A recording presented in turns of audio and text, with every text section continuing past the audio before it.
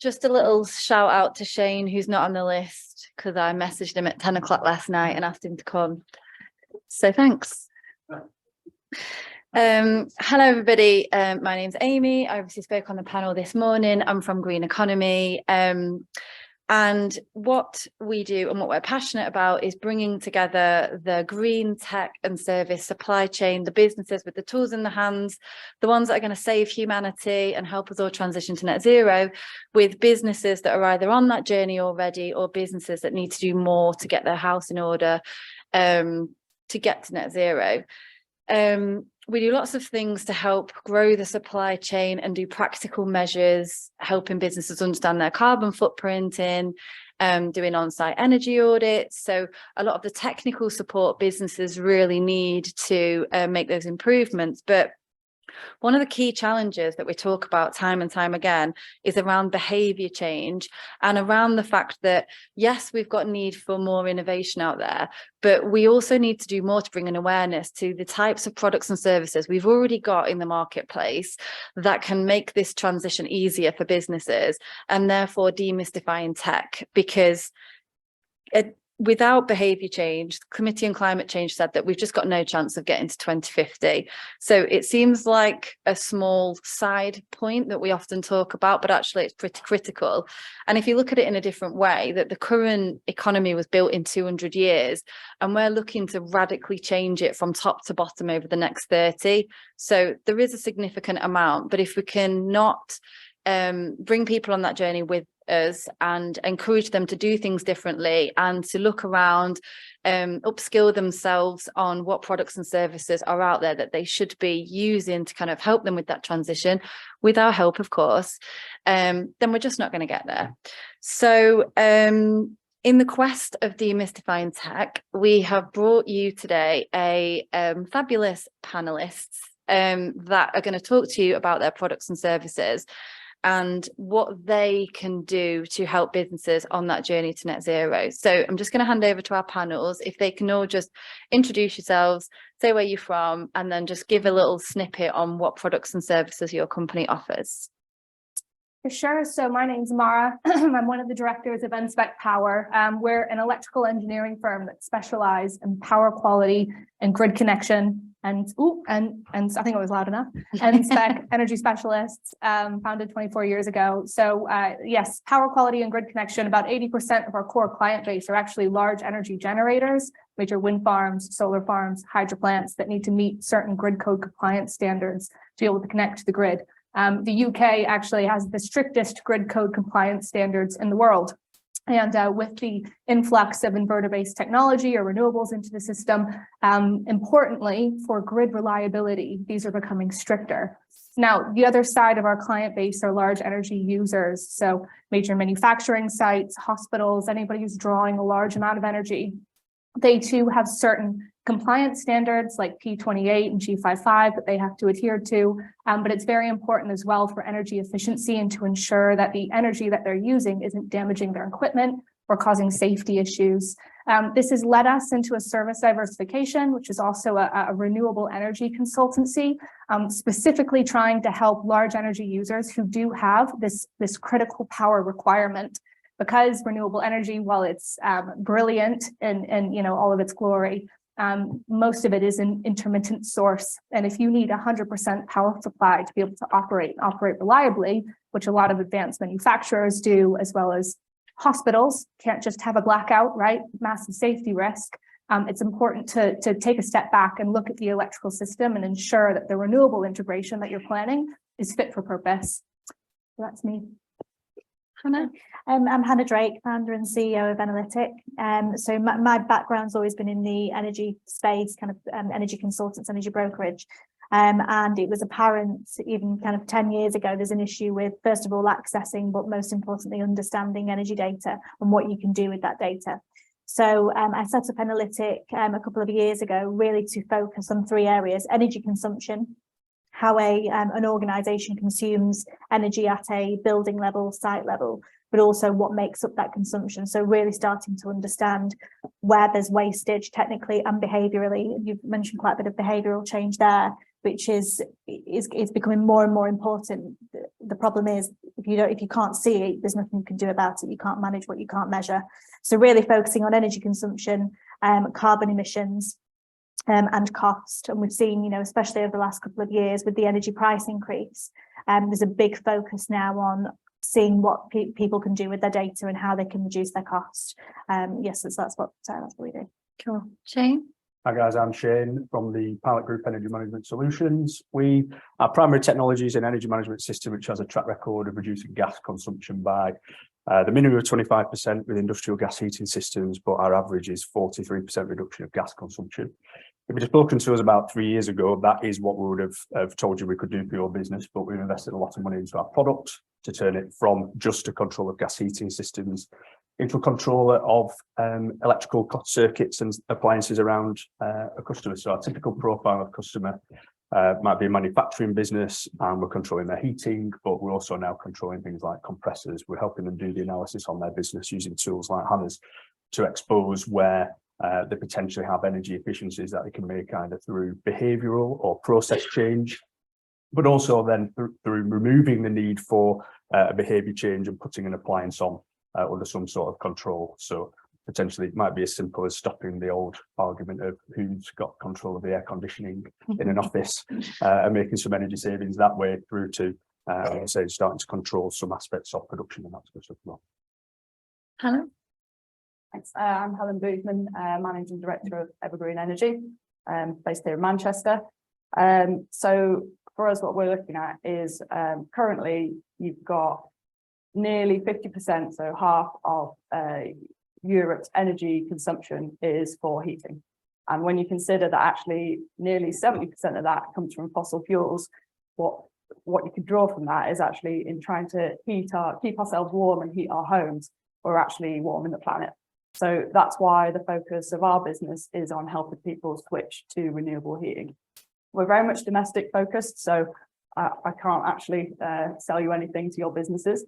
But so from our perspective, we do that in a number of ways. So we provide online software and in terms of compliance and design tools to over 70% of all certified domestic renewables installers across the UK. We also install ourselves, so we install renewables across the northwest, so heat pumps and solar panels. Got one into Amy's house. It works. Just to add, everyone asks me that question. No, I'm freezing and I'm just dealing with it. And the other product we have is Homely, which is something we're really proud of. So our Homely product is a home energy optimization system. So it's specifically designed for heat pumps, goes in your home. And with Homely, we can take a load of data in from what's going on in your home, what's going on in your heat pump, and we can use that to improve the efficiency of your heat pump and also match up your usage to any time of use tariff you might have. And by doing that, we can save customers up to 25% on their heating bills if you have a heat pump. And if you've got solar panels and batteries, we can integrate with those as well, save you more money. This winter, what we've also been doing is participating in National Grid's demand flexibility service. This is the first time they've actually asked consumers to help balance the grid because they were a little bit worried about that whole Russia situation. So we've been doing that with Homely. We asked our customers, do you want to participate? And 60% of people who we asked said, yes, please sign me up. We automatically manage the heat pump to reduce demand in those event periods while not impacting the customer's comfort, and the customers can earn money from that. So some of them receiving up to £10 for a session. Yeah. Cool. I've just realised as well that basically we're all kind of assuming that in the absence of behaviour change, we've got enough technology to just override it anyways.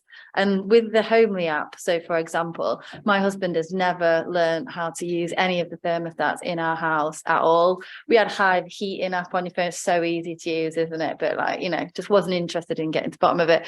But now we've got Homely, doesn't matter, don't need to. You You just ring up and they know when one of the radiators isn't working and make sure that it's run efficiently. So yeah, definitely the future. So as this is a demystifying tech panel, Helen, I'm going to come back to you first, particularly around heat pumps. There are a lot of myths out there. Is there anything that you'd like to use this opportunity to debunk about any of the technologies that you guys supply? Yeah, so I'm going to talk about heat pumps on brand for me. So the big myth, I guess, is that they don't work in cold climates. I'm sure we've all heard that one. It's obviously not true because they're quite big in Scandinavia, in the Nordics, in Finland, in Norway. But the thing that is true about them is that the colder it is, the less efficient they are. So that makes sense because what a heat pump's doing is essentially pulling energy out of the air, and it's got to work harder at those lower temperatures. But with that, even at those lower temperatures, because it's renewable, you're still getting more energy out than energy that you put in. So even at those lower temperatures, you're probably getting 150 or 200% efficiency. So when you compare that with a gas boiler, you're never going to get out more energy than you put in. Gas boilers, generally, you can run them more efficiently, but they're all going to be around 80 to 90% efficient. So why is this cold weather issue an issue here, but it's not in the Nordics? And really, it's to do with energy pricing, because in Europe and a lot of other countries in the world, they don't have the differential between the electricity price and the gas price that we have or have historically had, which means that in Finland and Norway, it doesn't really matter. They're running their heat pump when it's cold outside. They're still getting their 150 to 200% efficiency, and it's still worth it for them to do so.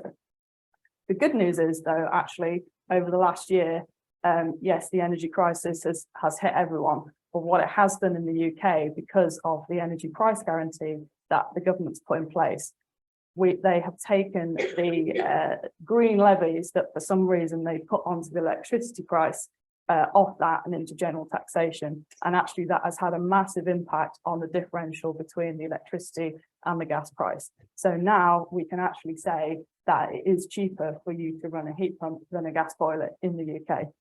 Yes, there's various issues that we do have still around housing stock and getting it installed and all of that kind of thing. But I think that is a fantastic step forward and hopefully a sign of things to come, because certainly we really need those price signals in the same way that we've got in Europe, where last year heat pump deployment increased nearly 40%, and that did not happen here. Cool. Shayne, I'm coming to you next. I said that like a threat, didn't I? Get ready. Yeah, you don't know. That's the truth of it. What would you consider to be some of the biggest barriers around uptake of products and services that you guys supply?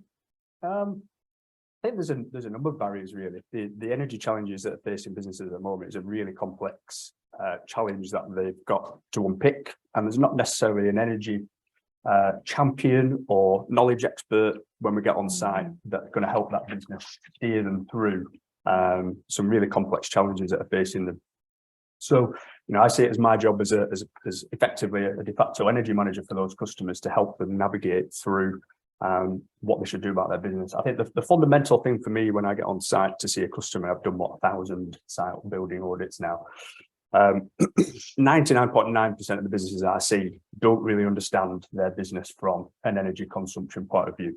So therefore, they actually find it very, very difficult to identify, well, what is it that we need to do to tackle? What is our key priority? When is it during the time of day that we're using energy that we don't really want to use? Actually, why is our peak consumption at this level? What happens if we did this or this around production? And to give you a couple of examples of that, I did a site survey for a business up in the northeast that were spending £250,000 a year on electricity when they were actually closed. So you can ask him the question, by the way. This is one I've thought about. The baseline of the consumption, it doesn't take long once you've actually put the half-hourly data that you can all get from your electricity provider to put that in a bit of a spreadsheet and work out what your energy profile is for your business.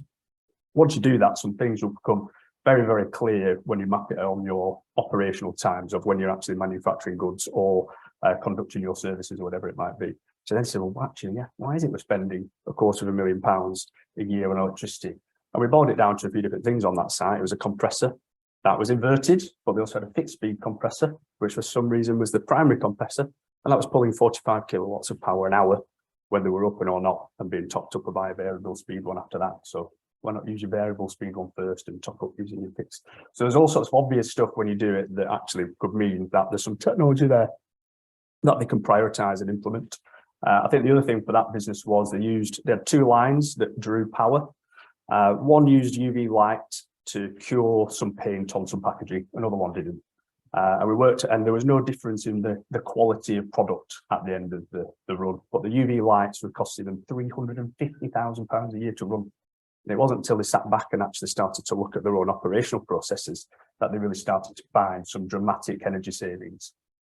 That then on top of that, we can control the heating, we can control the compressors, we can start to control air conditioning and almost standardize those things across those businesses to deliver more savings in terms of kilowatt hours of gas and electricity, but also reducing the carbon footprint was really powerful. But I think for me, the biggest barrier is the understanding of the business. And Amy, you mentioned it there with your husband in your house, not knowing how the thermostats work. It's amazing how many times we get on site, and because of knowledge change, people moving out of their businesses, people don't know necessarily how to use the tools that they've actually got at their disposal already. So, how to actually change times and temperatures and set points on building management systems and that sort of stuff. So a number of different barriers, but for me, the answer for businesses is to the adoption of what technology they should use is within their business already. They just need to find it. Nice. Hannah, then, just building on that then, have you seen an increase in uptake? And also, in addition to that, are businesses more engaged in net zero agenda, do you think? Yeah, I mean, I completely agree with all the points you mentioned there. I think there's two focuses for a business at the moment. The increased energy costs, which every single business has been affected by. So if you have a finance director that probably wasn't interested in energy at all, he'd hand it over to somebody else, or he or she hand it over to somebody else. It's now suddenly of interest to them because it's one of their biggest costs as a business.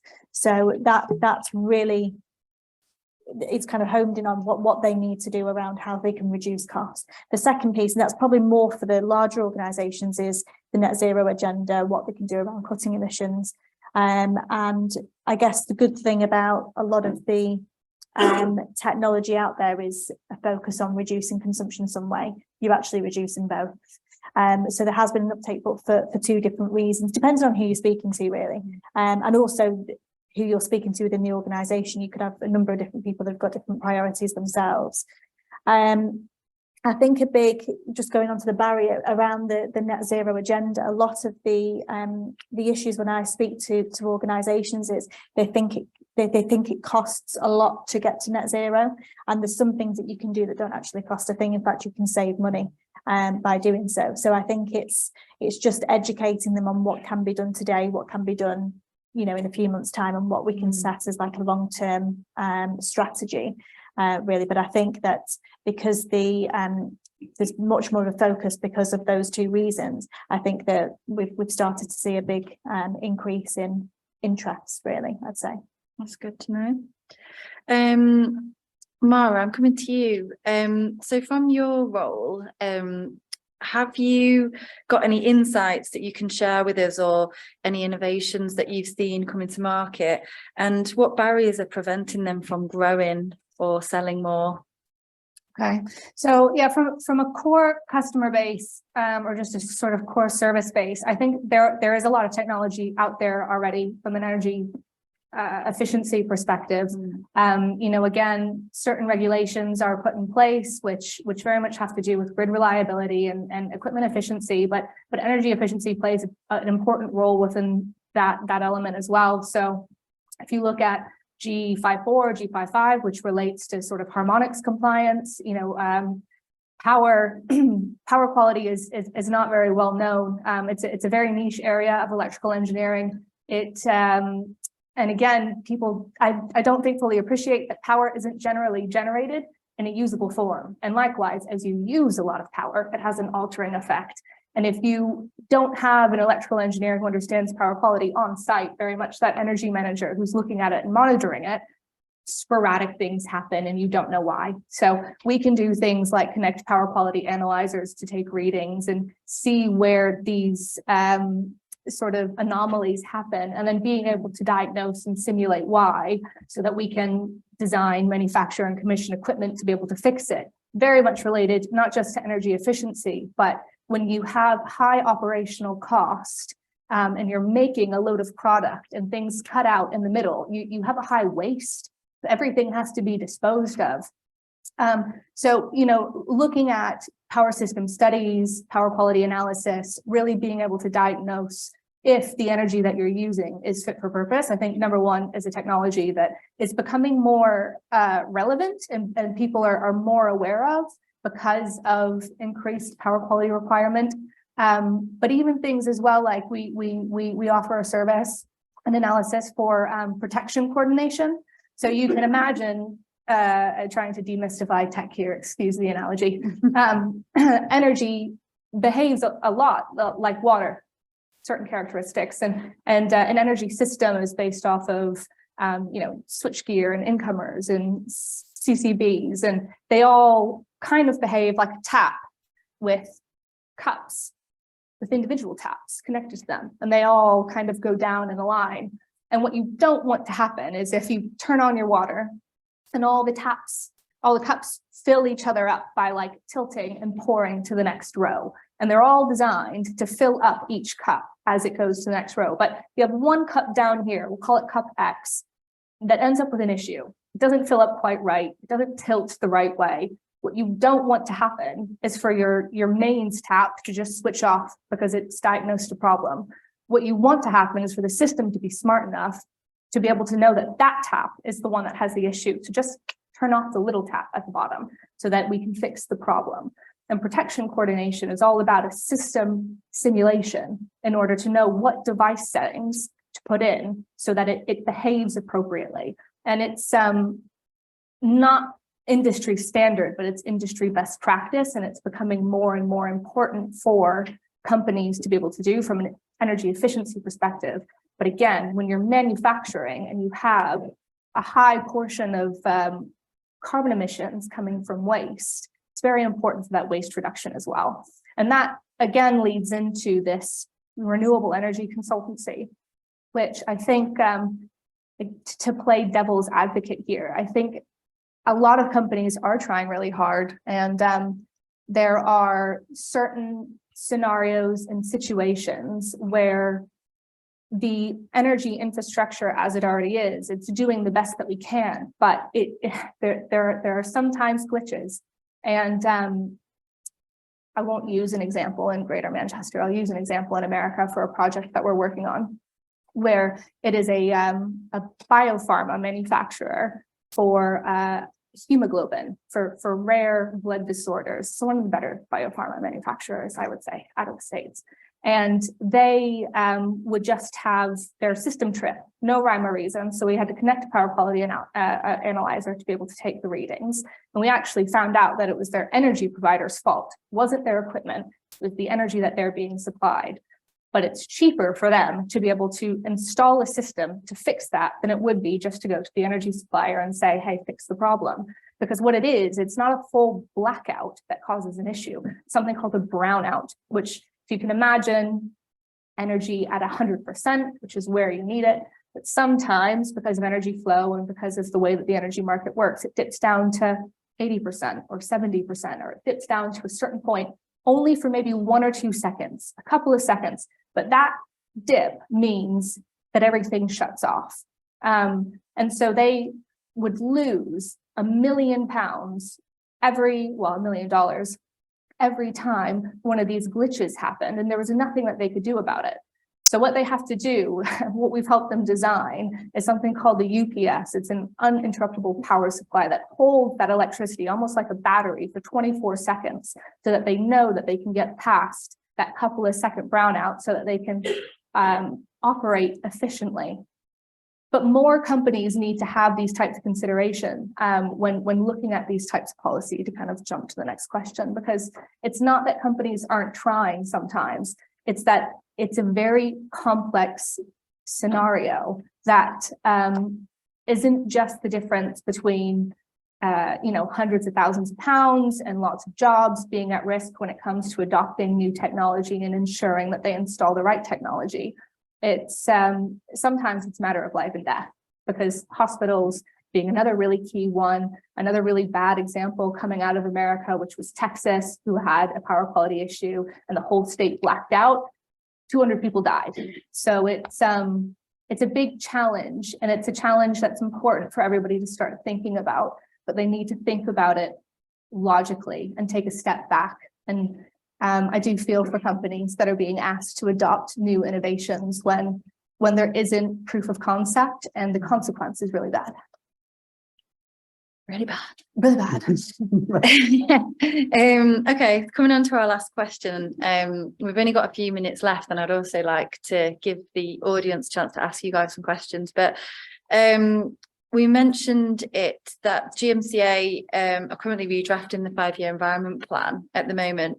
And are there any policy changes that you would like to see at a local level that might either help businesses that are looking to transition to net zero, or also help you guys as businesses operating in the green tech space? Has anybody got anything that they want to forward with? Yeah, I wouldn't say so much policy change, but I think there needs to be some more financial incentives for, especially for businesses in the private sector. And there's quite a lot, like the decarbonisation schemes for public sector. There doesn't seem to be much available for private sector. And I know there's a lot of organisations that we speak to that really, really want to do something, but they just don't have the capital to do it. So I think there needs to be a lot more support there for businesses to actually look at certain technologies. They're not cheap.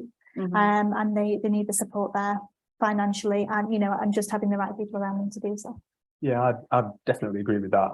I think the other thing that we're thinking about is how we make our own. So traditionally our system and technology will be capital expenditure. So fortunately our technology fell under Rishi Sunak's super tax deductions, which was great, but that scheme's ending at the end of March. So it's about what can the government do to backfill that and encompass more technology.